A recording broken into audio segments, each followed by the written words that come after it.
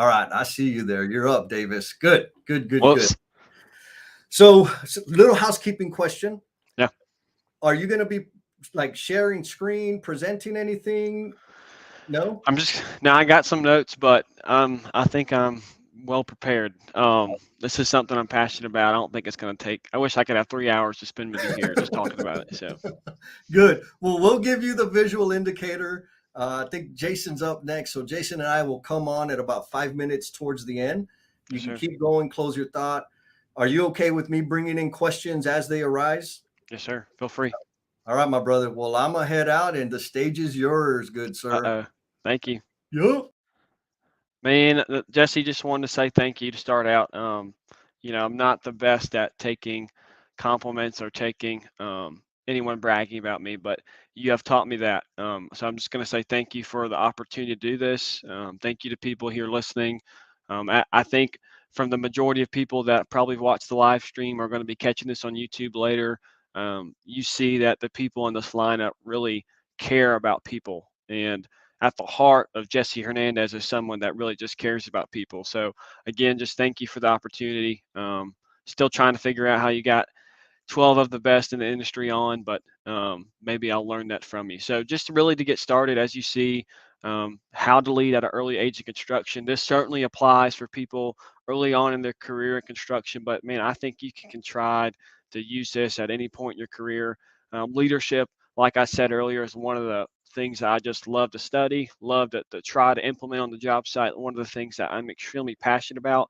So I'll probably say leadership and lead 1,000 times. And if I bore you with that, please just tell me to shut up about the word lead because I'll continue to say it. But I just love what it means to figure another person out, and how can I help them, motivate them, drive them, how can I help them get to where they want to be in life. And so I think there's a stereotypical picture of what it looks like to lead in construction, right? When you think of leading, it doesn't just have to be a male or female, or the title. It could be an estimator, project manager, superintendent, all of the plethora of roles that are in the construction industry. But when you think of a leader, majority of people probably think of that type A personality who's out in front, who's demanding, who's rallying the troops, right? And there's certainly you can be someone that's out in front and rallying the troops, but there's this shift for what leading looks like, right?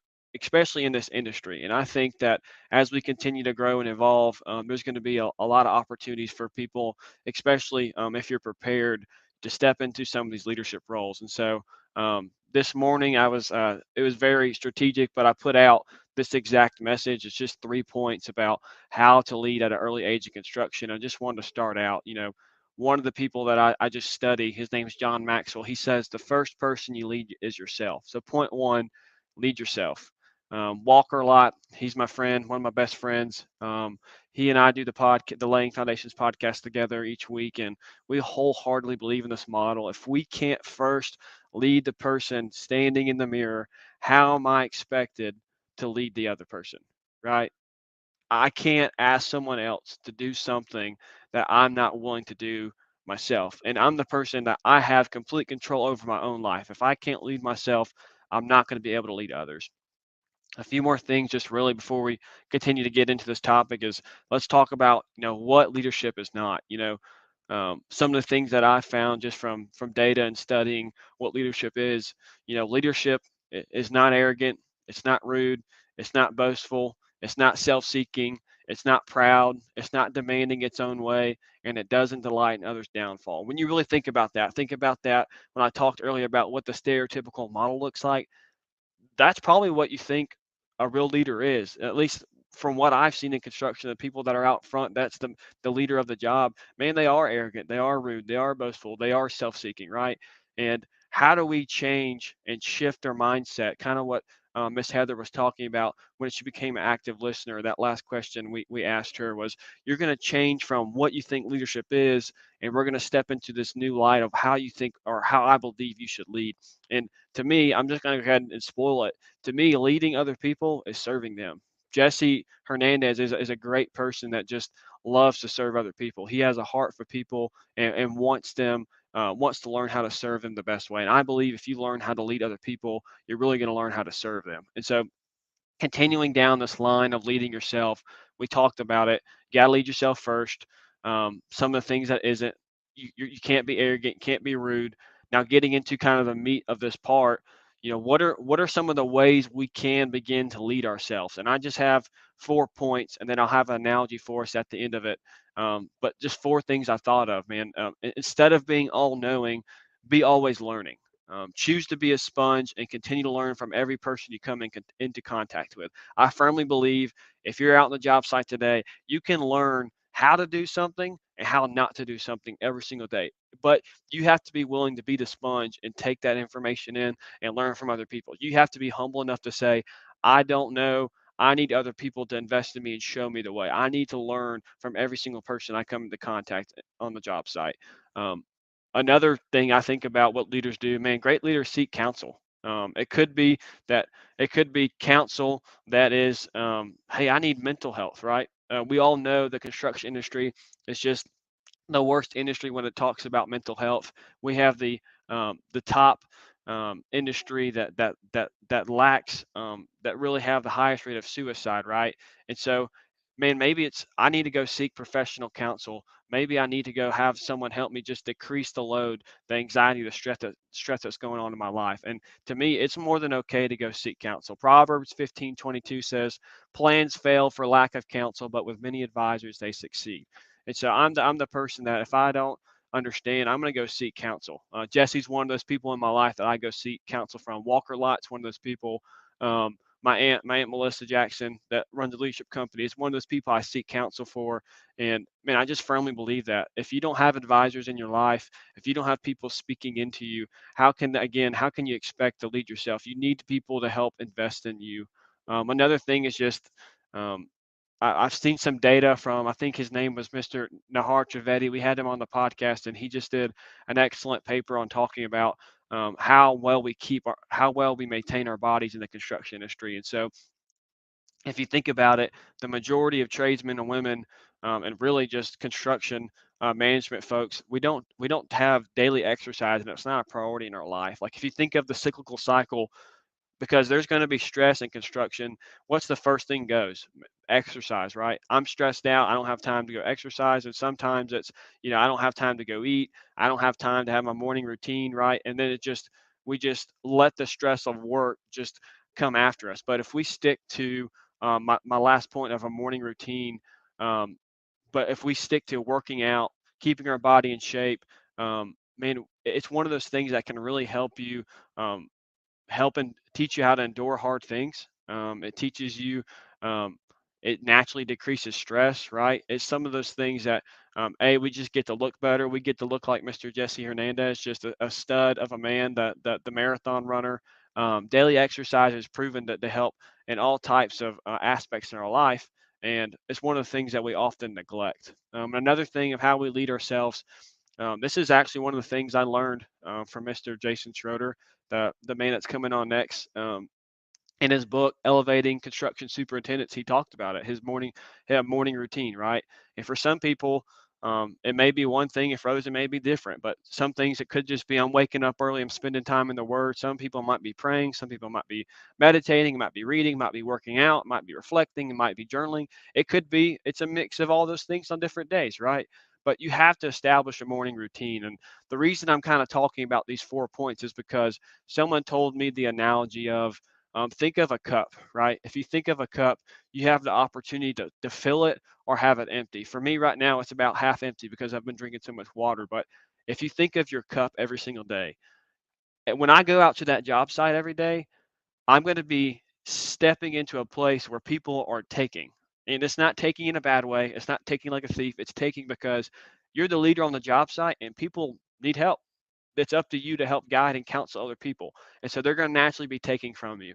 And so if you never choose to invest in yourself, if you never choose to fill this cup up, every single day you go back to work, you're not going to be able to give that what you needed or what you're capable of. But if you pour into yourself, the 4 things that I've talked about, if you are trying to learn, if you're trying to get better at something, if you seek counsel from others, if you have daily exercise, if you have a morning routine, then that cup is overflowing.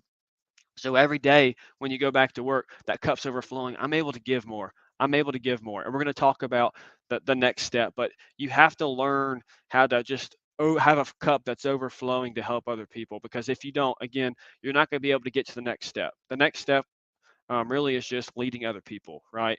So we first learn how to lead ourselves. And the second thing is we learn how to lead others. The true measure of leadership is influence, nothing more, nothing less. That's another quote from John Maxwell. If you don't know who he is, I would just encourage anybody in the construction industry to, if you're trying to learn how to lead, go find him. He has just a plethora of books that you can learn from. But he says that if leadership is influence, then what does influence really mean? How do you lead others and influence other people? You have great relationships, right? You have great relationships in all walks of life. And once you've learned that, once you realize that my success can be determined about the amount of relationships and how deep those relationships are, you're really going to get to that next point, that third point we're going to be talking about. But one of the things I think about, John Wooden said, if you fail to prepare, you are preparing to fail. And I think about that in my own life. I learned very quickly coming out of college from the Auburn Building Science program that if I wasn't prepared to answer tradesmen's questions, I'm going to get left in the dust. Like, people are just going to be willing to leave me back there. And not in a bad way. It's just, if I'm the person that someone comes and asks me a question and all I say is, I don't know. Well, they're just going to run by me and go try to find out the answer, because we have people in the industry that are producing at high volumes, that love what they do, that love to get after it, right? It's one of the things that just draws us to construction, to see the people that choose to work so hard with their hands. And the reason why I'm able to have a job every single day is because there's tradesmen and women. But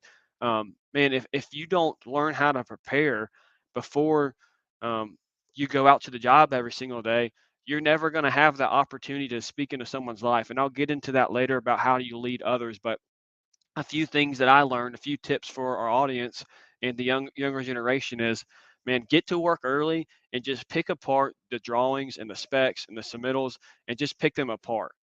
Just spend time. If it's in Procore, if it's in Planggate, whatever software you use to go over the plans, pick them apart. Try to understand them the best way you can. Get there super early, because man, if you get that opportunity to get there early and spend time with your superintendent, that's going to be one of the rare times that superintendent isn't preoccupied. You can go ask him questions and really learn, how you should be looking through drawings. What are some of the things that you do when you step into a new job? Another thing is take notes religiously, right? Like, my brain capacity is very, very thin because of all the stuff that I take in on a given day.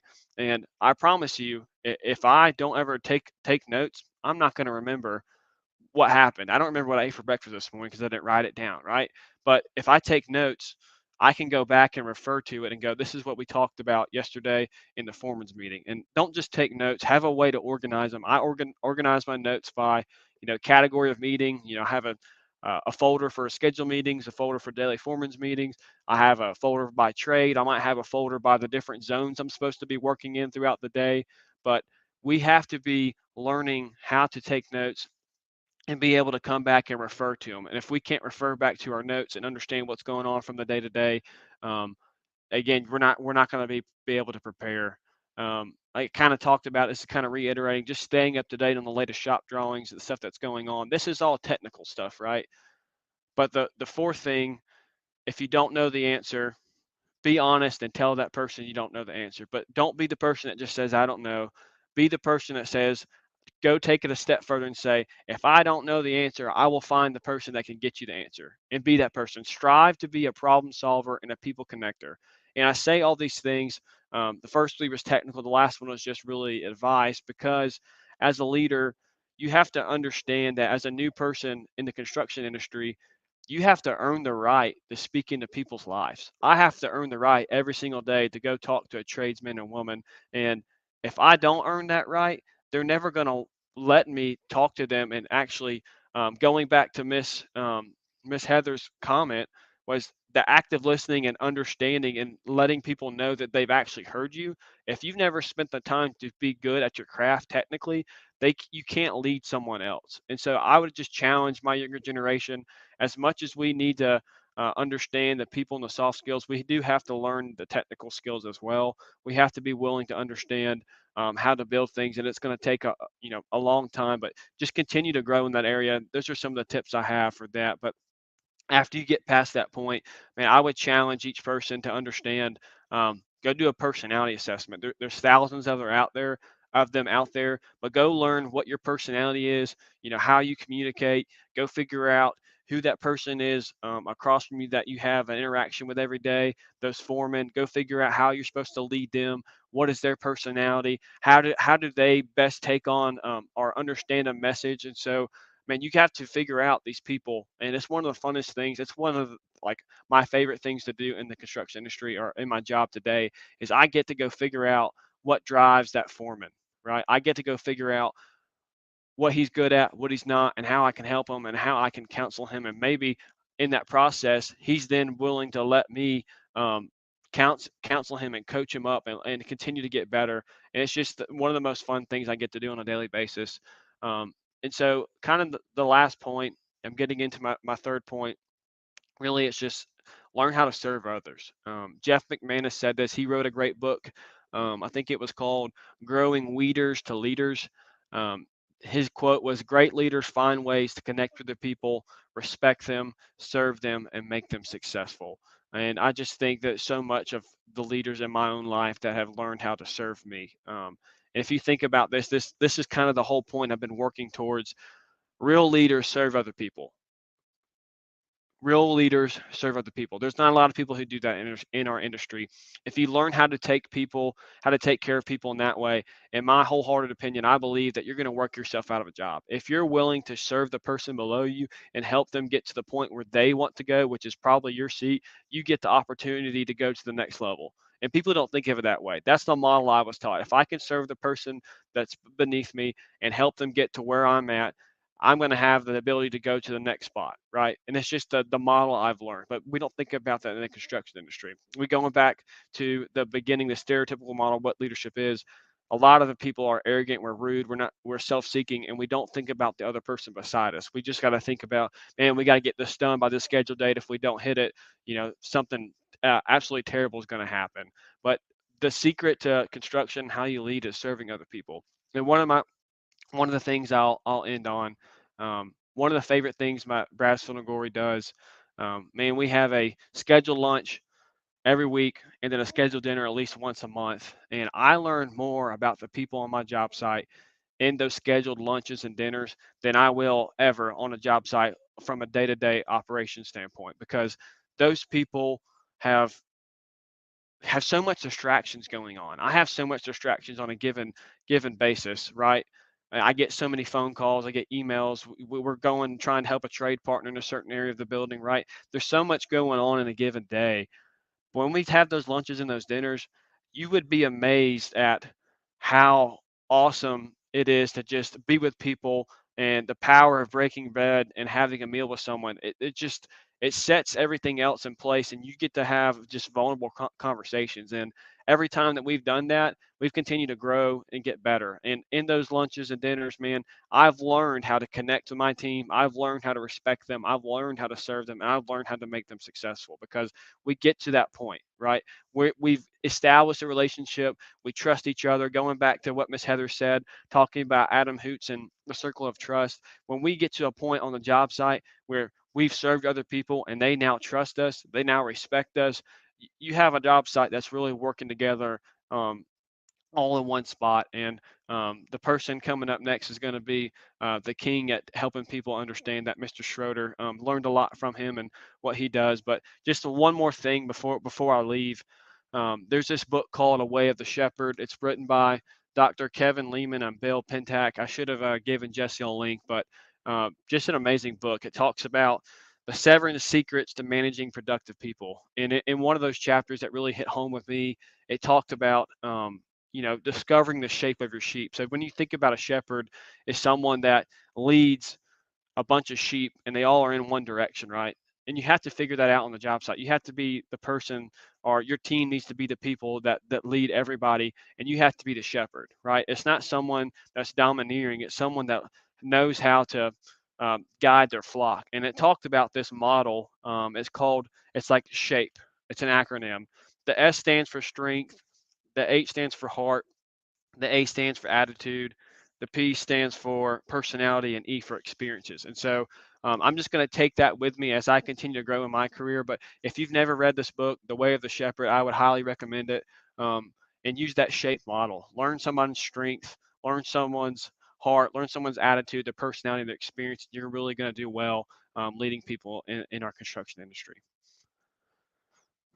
So Mr. Adams said, "What do I do when no one listens to my message, but when my superior says the same thing, it works?" That's a great question. I love that.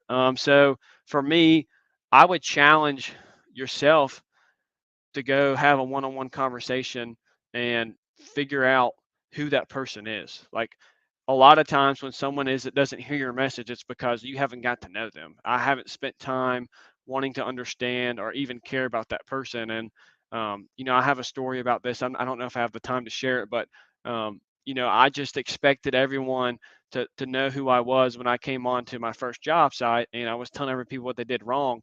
And I'm just fresh college graduate, and these tradesmen have been in the industry for so long. They're like, "Who is this guy?" I don't care. But once I figured out that I needed to learn who that foreman was, um, man, you have to be willing to take that step and just be vulnerable and understand and go up to that foreman and say, "Man, I know I don't have the experience that you do. I'm hoping that you're going to be able to teach me that as we come on this journey on this job site. But what can I do to better serve you and understand you? How can I help you get better?" If you go do that to a foreman for a trade partner, he's going to be willing to do anything for you. They want to teach people. They want people to understand their craft. And that was a great question. I don't know if I answered that all that well. Woo, baby. Take you a glass. We got like we're gonna melt the internet right now with all the energy. How you doing, Mr. Jason? How's it going, team? That was beautiful and inspirational. I love it. Hey, Oh, Jason, man. How you doing, man? You got me fired up. I feel like crying today. I'm all emotion. I'm all emotional, and Davis, you got me there again. So, That's awesome. That's awesome. Man, I learned a lot of that from you. So I appreciate your time, what you've done for all the people in our industry. oh, that's so sweet. Thank you so much. I always enjoy seeing both of you. yeah, all good times. So, Davis, I gotta say this, and I mean it in a loving way. Like, Uh-oh. brother, you brought the information. You were like ultra prepared. Thank you for all the work that you did in preparing to give like the quotes. I could put the stuff up there. Folks out there in the Omniverse, I posted these links in the chat and I want to bring them up here because, again, I want to celebrate you, Davis. Here's one link that you shared for people to access and sign up to the Lane Foundation's newsletter. And here's another link that can you tell us about this link? Something about scheduling a call? Yeah, I've been learning right now. I'm in the process of getting my life coach certification, and so I just am learning how to do that. But one of the things you challenged me, Jesse, was to, you don't have to have some certification or anything to coach someone. Be willing to just have a call and learn about that person and help them and struggle and fail and figure it out and just repeat it and get better, right? And so I've been trying for a little while to connect. I've been talking back and forth with a few students, but really just anybody that's similar age range, new to construction, wanting to learn what it takes to be a leader. I'm willing to have a conversation with you and just try it out and see if I can provide value for you. Boom, there it is. So there's the link, folks. Sign up. I will attest to the value of Davis's coaching because he has coached me, and I am grateful for it. Jason, you got a thought, a question for our buddy up here? Yeah, I do. When I was listening to you, I have two questions you can answer either one, or you can do whatever you want because it's a free country. But uh, so, what was one of the most impactful things a leader and mentor has done for you? And then here's the second one, which is maybe my favorite. Or what was the moment where a leader inspired you to be great? Meaning, so that then you could continue that legacy and then share with others. Man, one of the most impactful things a leader's done for me was just give me the space to talk. Right, early in my career, again, I've had a way of what I thought it was like to lead, and I kind of shared that. But um, they sat me down and were willing to pour into me and invest in me, right? And for most people in our industry, they're busy, they're doing stuff, they don't have time to sit down and just schedule a meeting. But that person to me was sitting down, fully locked in, listening, And I can just think back to that conversation and what it meant to me. That was one of the most impactful things for me early on in my career because, again, there's not a lot of people pouring into you and investing in you. They just kind of throw you to the side, go figure it out. You'll get there one day, right, kid?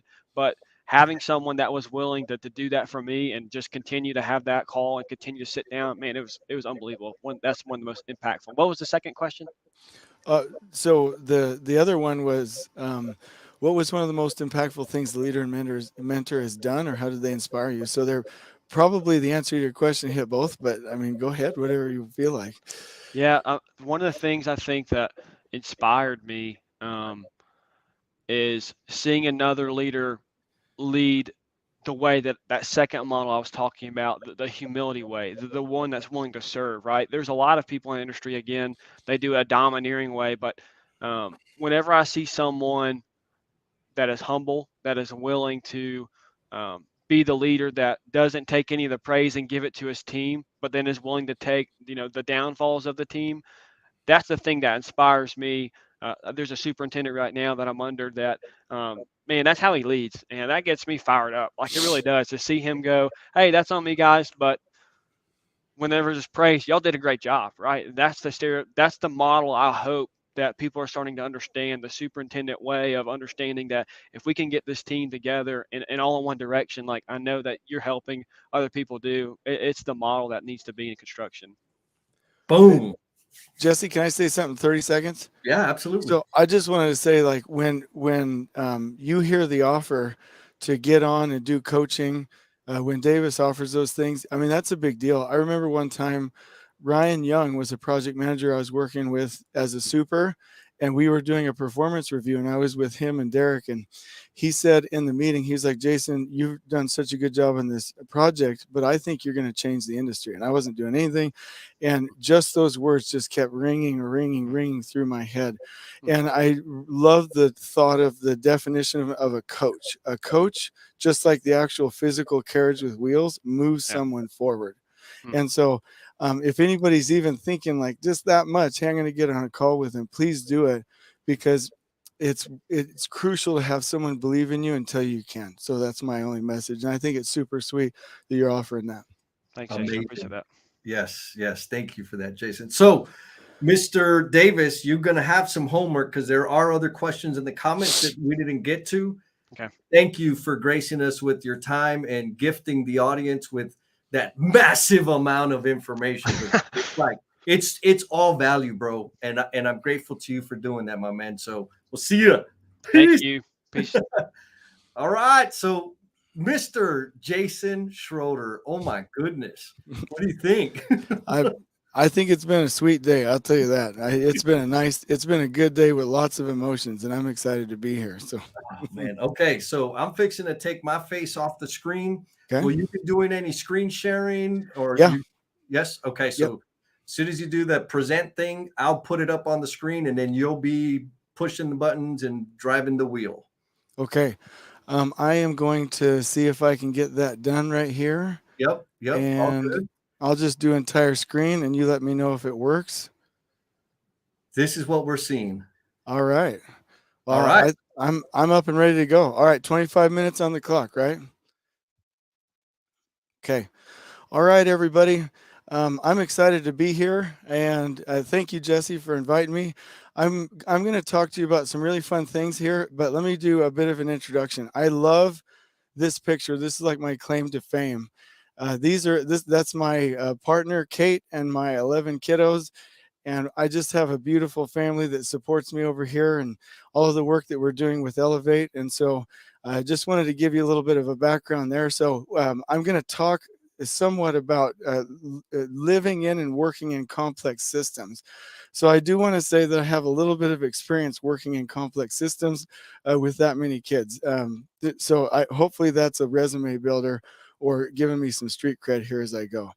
I also will say that I've been in the field for 23, 24 years, an actual superintendent in the field, made my way up through the ranks and was boots on the ground. Every single thing that I ever talk about in presentations or podcasts or YouTube videos are things that I've actually done. And if you ever hear me talking about something that's like a new idea that I haven't done, I specifically call that out. So these are boots on the ground. I'm not stealing that from Adam. Adam, I know you're watching. There's nothing like hoots on the ground, but I'm just saying, like, these were experiences directly from projects, being a superintendent. I also want to give a shout out to my partners. So Kate, there you see on the left, is the CEO of our companies, and Kevin Rice is the COO. We are three equal partners of Elevate, Lean Tact, and Lean Superintendent. These are companies that we created to drive change in the industry, and we constantly invest back into content and things that would benefit the industry and that would provide cool research. So I want to give a shout out to them. I just don't know what I would do without them. So that's me, and I'll get right into my subject here. So we've heard a lot of really, really cool things from the presenters in this decentralized conference. We've heard about emotional intelligence. We've heard about tact planning. We've heard about how to be a leader. We've heard about integrating the last planners, and just so many wonderful topics. All of them are beautiful. All of them are perfect. And anybody that knows me knows that I truly believe that from the bottom of my heart. And I do want to give a 20-minute overview about how those things can work as a system. But in 20 minutes, I can't really dig too deep. This is not a detailed training. This is just hey, these things work together as a system. And I learned most of my journey started with Adam Hoots and Hal Makeomer, forcing me to read books about systems thinking. And I know you've heard a little bit about that in this conference so far, but I want to talk to you about the integrated production control system. That's what I call it. Integrated because systems must be integrated. Production, because at the end of the day, that's what we're attempting to do from a financial standpoint. And control, this never means control people. It means control of the environment so that people can thrive. So I'm going to take you through that right now. But let me just say one thing. Think about an HVAC system. I talk about this all the time. But if the condenser went down on an HVAC system, what would happen? If the thermostat goes down, what happens? If somebody cuts the controls cabling, what happens? If somebody opens all the doors, what happens? There's so many components to a heating, ventilating, and air conditioning system. There's so many components, so many interconnected parts. There's a sequence of operations. If any particular component goes down, the whole system goes down. And I do want to say there's a lot when it comes to lean construction that work that way. They're not implemented as components all the time. They are sometimes, but a lot of times they're implemented as complex systems. And so if one goes down, the whole system goes down. So before I get into the topic at hand, this is a sketch that my daughter helped me improve. So I want to show you my philosophy when it comes to people and systems. So if project performance is represented by this line here, and you have a project or a company with underdeveloped systems, and you have people that we love and care about on the project, and we've heard a lot about in this conference, if we have underdeveloped systems, you'll see that the weight of the project, because we're attempting to push it up above that level of performance, really puts most of the load on the people. And it makes them struggle and strain and not be able to go home to their families on time. And I really don't like that scenario. And so there's another scenario also that really hurts people, and that's where we have rigid and oppressive systems, meaning so much paperwork, so many rules, so much bureaucracy, so much system and procedural components that there isn't flexibility, there isn't collaboration, there isn't adaptability. And so trying to keep that project above that performance line again right here is really difficult, and it puts a load on those people. So I drew the initial stick figure, and I like what Ava did when she redid the image here. You see the little squinty eyes and the strain, right? That's what happens to people if there's overdeveloped systems. Again, so underdeveloped, overdeveloped. So what we're looking for, and I did those hearts, just so you know, authentically, I did the hearts. Ava did the character. So if you have the right system, meaning you have a perfectly balanced system, meaning doing things that systems should do and not doing things that people should do, right? then people and systems work together. People and process work together so that the load, you see, it's not over here on the person or the project team, it's in the middle, and people can go home on time. They can live a balanced life. They can do their job. They can do what they're supposed to be doing because systems work. So that's my mentality when I talk about people and systems. Everything you've heard in this conference so far about vulnerability, connection, leadership, all of these things have changed my life. And all I'm saying here is that if we also develop the systems, we will have remarkable project results. So this was also on a blog post recently on the Lean Builder. My homies over there at the Lean Builder, just love those guys and gals. This is what I call the integrated production control system. And if it looks confusing as I present it, that'll go away in just a second. But I want to show that whether we're talking about the first planner system or the system components or last planner or tax planning, it all, if you look at these arrows, it all should come filtered down to add value to who? So I want you to think about that for just a second. All systems on a project site or within a company should flow together, not with resource efficiency, but with flow efficiency to who? And the answer that I would give is the workers and the foremen. So not only is it the right thing to respect workers and foremen, not only is it the right thing to make construction amazing for the people that work and build these wonderful structures, but from a business standpoint, everything needs to flow to the workers and foremen because they add value, they make the money. And so let me go through this pattern here one by one. So let's talk about the first phase. If you've probably heard about Lean and Scrum in design, you've heard about IPD, you've heard about remarkable pre-construction planning where you have the builders involved, you have early trade partner involvement, you have choosing by advantages, target value delivery, you have all of these concepts. Well, that's crucial to getting the value to the foreman because the first planners, meaning the first people in the planning cycle, must set a good deal and make a wonderful initial preliminary plan ahead of the foreman arriving on site. And so again, I'm going to go over this a little bit fast, a little bit high level, but I want to go through all of the different components. But I will say before I move on, in my opinion, 60% of a project win, meaning a successful project, happens before we ever put a shovel in the ground. Let's go to the second part, the team. So you've heard all of these wonderful concepts about how to build a team. Where does that come into play? Well, if we build the team, that means the project management team and the foreman and worker team, we really win over the workforce with great conditions, bathrooms and lunch areas and respectful communication and respect, right? And we have great onboarding systems. Then the foreman will have what they need. They will have the team and the people they need to do their job. The other component I want to talk about is the plan. If we have a remarkable project schedule, we've put those lean scheduling behaviors and needs that we have in the contracts for our wonderful trade partners, and we are tracking our risks according to that plan so that we can protect all of our partners. Then if you follow this arrow over, our foremen and workers have the right plan and expectations, and they can collaborate in the last planner system effectively.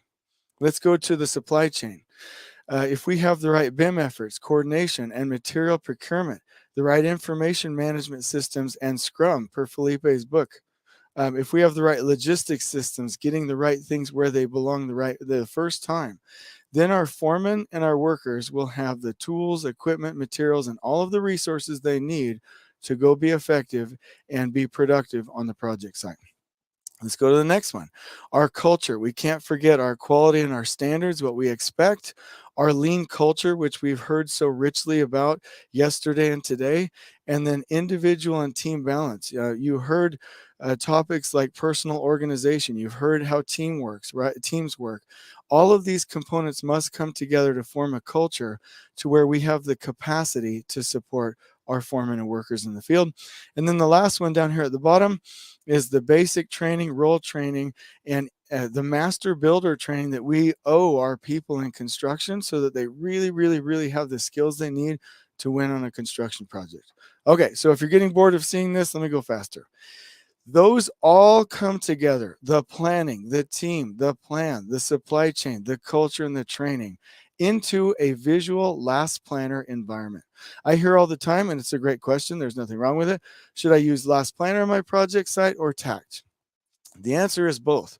Um, like if we were designing a human body, do I want a circulatory system or do I want a respiratory system? Well, I want both because that's what they depend on each other, right? They're symbiotic, right?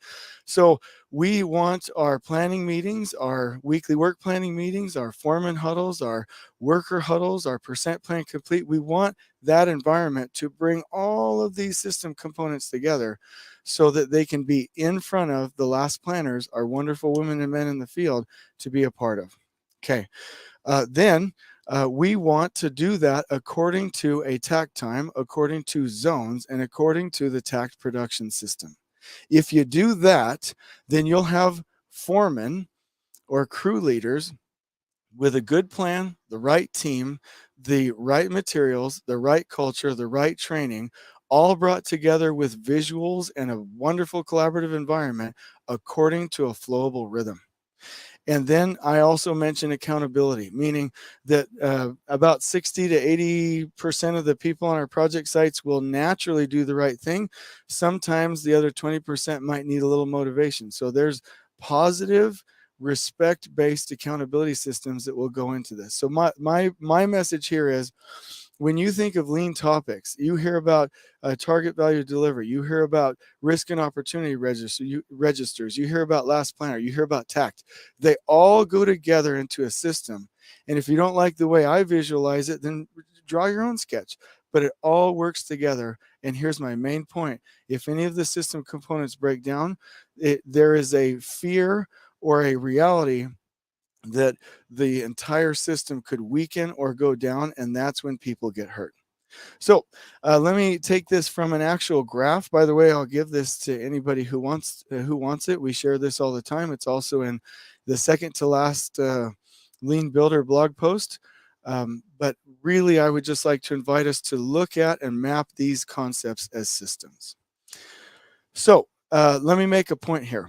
After the first planner system, meaning after we design in pre-construction a wonderful plan with our trade partners, hopefully, as many as we can get on board, as many as foremen as we can get on board, with as many of the builders who will build the project as we can get on board, I would love to ask that our industry head in a direction to where we never break ground, ever, ever, ever, ever, ever, until we have a master schedule with zone maps, until we have a remarkable way to track our material procurement, until we know logistically how we're going to get materials to our women and men in the field, until we've designed our trailer, our last planner interfaces, our boards, our huddles, our meeting systems, and the signage to keep everybody visually informed throughout the day, throughout the week, and throughout the project. Until we've really developed a nice organization chart from a teaming and integrated standpoint.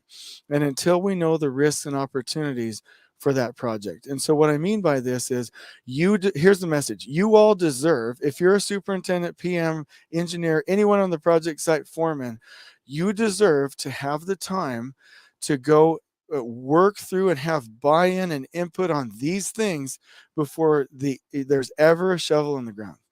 I mean, unless you're doing like 2 years of make ready for the site or something like that. But like before you go build, these things should be in place, because the team functions well when they can see the plan together. And so I just want to remind everybody, the team does not function if they can't see the plan. So we've got to see the plan so that the team can weigh in on the plan, buy in on the plan, and execute that plan together. Because over 60% of project success is determined before we break ground. So that means every project, from here on out, I mean, if you can't, let's do our best, right? So I'm not shaming anybody. I'm just saying, we as companies, we as leaders, we've got to get to the point where we have something like this macro level tax plan that shows the whole project schedule on one page. You've heard about that in this conference. There are companies all over the United States and throughout the world that are doing this with massive results. They're able to get the entire team bought in, all of the wisdom of that team that they can see and say, and get everybody heading in the right direction. They should also have, and by the way, these images are compliments of Urban Core, a great company that we're working with, and they allow us to show these graphics. So a huge shout out to them. Also, a norm level tax plan, that's the day-by-day planning on the production level. Every project deserves that. Down here on the left, you'll see the logistics plan. This isn't just something that goes on the wall and remains static. This is how we plan with our foremen, with our women and men in the field, where things go so that we can enable them and their productivity, and then obviously our zone map. So I just wanted to show some eye candy here. You should have this visually with your input on it before we go to work. Also, before we go to work, a roadblock tracker like we're seeing up on the top, either on a log or on a map. A procurement log that will really track the different phases of our material procurement and align them to a tacted schedule. And then a risk and opportunity register, which enables us to know what our risks are and what our opportunities are, so we can always target them and have higher levels of success. This gives us data, information, visuals, and data give us an ability to see as a group, know as a group, and act as a group. So I think it's just fantastic. So if you have that kind of planning and you've pulled in your trade partners and your last planners are on board, then you need to design your team and your trailer.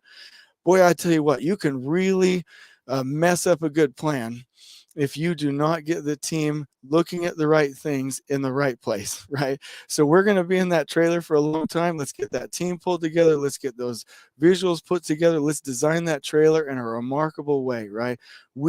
I remember in systems thinking there's an 11th commandment. I won't remember it exactly, but it's like, thou shalt not distort, inhibit, or restrict communication in any way. Complex systems work best when communication systems are free to work properly. And then also your workforce care plan. How are you going to take care of your people? How are we going to respect folks? How are we going to take care of their lunch? How are we going to take care of their basic needs like their restrooms? How are we going to make sure the site's clean? How are we going to make sure that workers and foremen are delighted and just amazed at coming to the project site? One time a worker told me, he said, coming to your project feels like Disneyland. How are we going to reverse the trend that we have in this industry of pissing everybody off, treating them like crap, and basically communicating we don't want them here, and then complaining that they're not here? How are we going to reverse that? By actually saying, I want you here, right? Saying I love you ain't enough. Show me, right? How are we going to show our people that we want them on our project sites? All of that should be designed in pre-construction as a part of your lean system. So I want to close out strong in the next 5 minutes. I will say that all of these components of the plan come together in your last planner environment. And I just love this graphic, right? When does your team come together to strategically plan and look at your master schedule and your procurement for the job? When do you huddle your trade partners to create a weekly work plan? When are you going to huddle with your foreman, your crew leaders to do planning on a day-by-day basis? When are you going to huddle your workers, all hands every day, to communicate and connect with them? And what does that flowable system look like?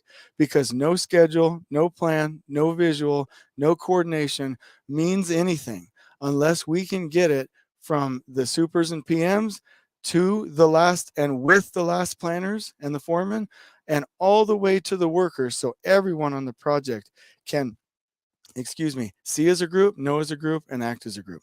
By the way, I stole that from Lean Core. I love that saying. And then any roadblocks from that system back to the project team. So I hope you can see, as a part of the system, all of these components that we must deal with as a part of a great project. The key is to get that knowledge through all levels of teams to where they weigh in and buy in, they feel respected, and they know for a fact that they're a part of the team and they have total participation. So I love this thought here. The first planning documents, right? The things that we developed inside the pre-construction effort, right? Hopefully we'll have to make it to a point where we have the pull plan. That educates the master schedule, our look ahead plans, our weekly work plans, and our day plans. And this day plan and these logistics plans have got to make it all the way to the workers on a daily basis so that they can be respected and we can make production on a continual basis. And so these environments like this one, that's my buddy Jake Smaley over there in Rizwan. That's when we were running the BSRL project. This is a picture of us getting that information to the foreman. And then this is a picture of Jake the next morning, and I'm behind the camera leading a mass worker huddle where everyone every day is told what the plan is listened to and asked what they need, and we connect with them so that we aren't just a team of 13, we're a team of hundreds. So the question I want to ask everybody is, through your lean systems, are you getting all lean systems, all vulnerability, all connection, all of the clarity, all of the flow, all the way to the people that matter to us so much? And this is a beautiful picture explaining what I'm getting at. Like I said, I've done it in the field. It works. It works like magic. That was probably, you see over here to the right, no trash. There's no trash on that whole project. Why? Because everyone on that project, even though it sounds cliche, knows that they're loved, knows that they're cared for, and they believe in something great, and they identify with the mission of that project. So this whole system, when you pull all lean components in your own way, you don't have to use my way, your own way, into a lean system, you're getting your wonderful foremen, the women and men in the field, the expectations, the materials, the layout, the information, the plan, the stability, the respect, all the way to the point where it matters the most, where people who are respected will respect your building, and everyone makes money and can live a remarkable life. And so I'll close out strong by saying, if you're enacting those last planner systems, it must be done on a flow according to the tact production system. And that means that trades are going the same on the same plan, the same direction, the same sequence, with leveled crews, with the same amount of work in each zone, at the same speed, the same distance apart. And so we can implement all of the system components. And if we don't put in tact planning or the tact production system, we will not achieve the level of production that we need. And we really want people to feel like they're winning and know that they're winning. So we must involve the tact system, because that's when we can start to plan it first, build it right, and finish as we go, and work in what's called one piece or one process flow. So if you ever get a chance to learn about tact steering and control, I would invite you to do so, because it pairs perfectly with Last Planner, and it enables you to actually achieve flow in the field. And I just want to leave you with this one last graphic here.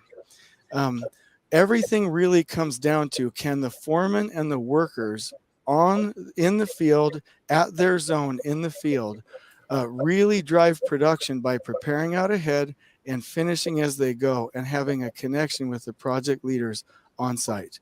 When we have a tacted system paired with Last Planner and respected people, they can go do their job and win every day in day-tight compartments and zone by zone.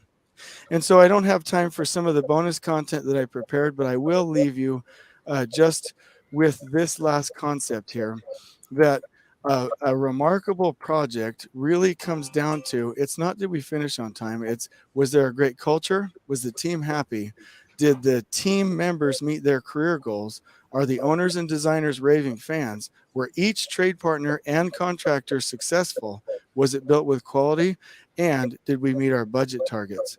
And so to meet that, you'll have to implement your project as a lean system and look at it from a systems thinking perspective.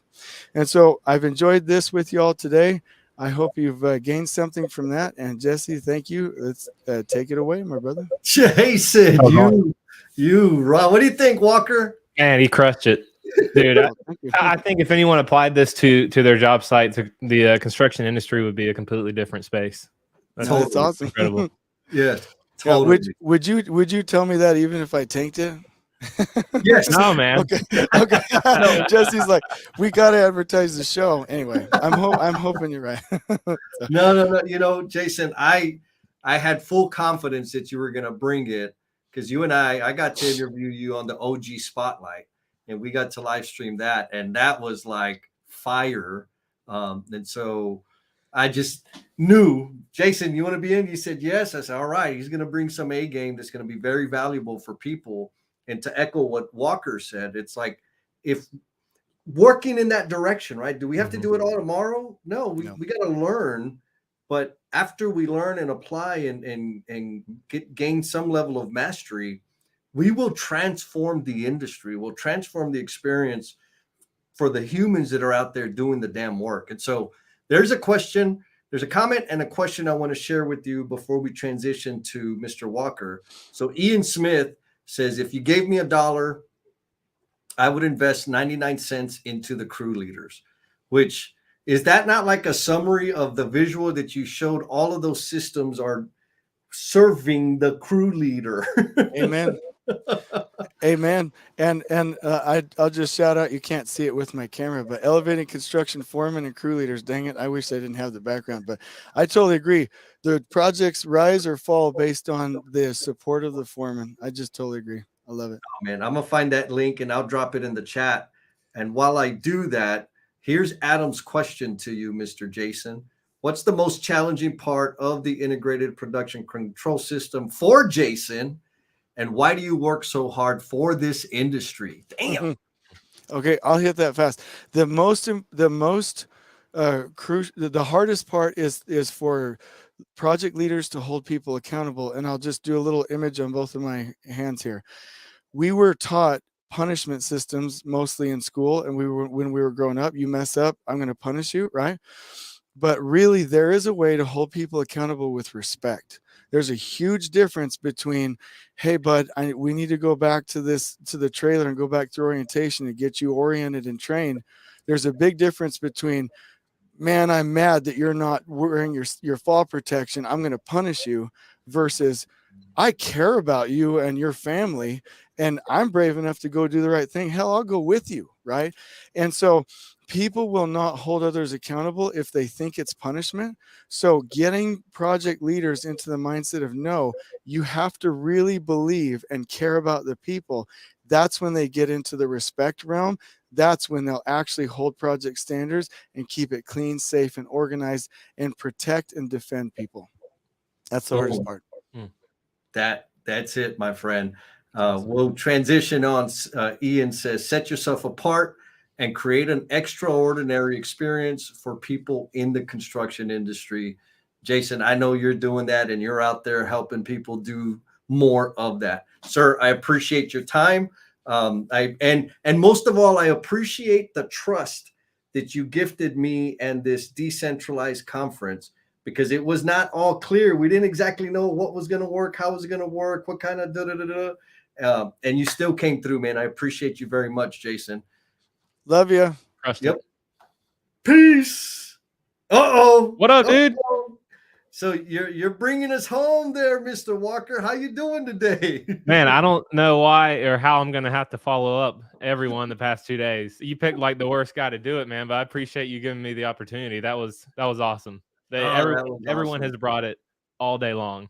All day. All day long. Ooh, and man. Yesterday too. Yeah. So this is day 2. Your Day last 2, one yeah. up. I appreciate you for, bringing us home. There's a Plus Delta thing there, folks. Share your feedback, share it in the comments. We want to see if this was a meaningful experience for you. Mm-hmm. So housekeeping question. Were you able to connect your thing to wherever you want to stream to? Yes. Yes. Yep. Magical. It says there's too many the max guest destinations right now, but okay, that's what I need to know. Let me disconnect somebody.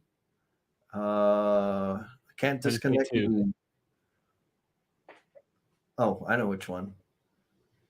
Disconnecting.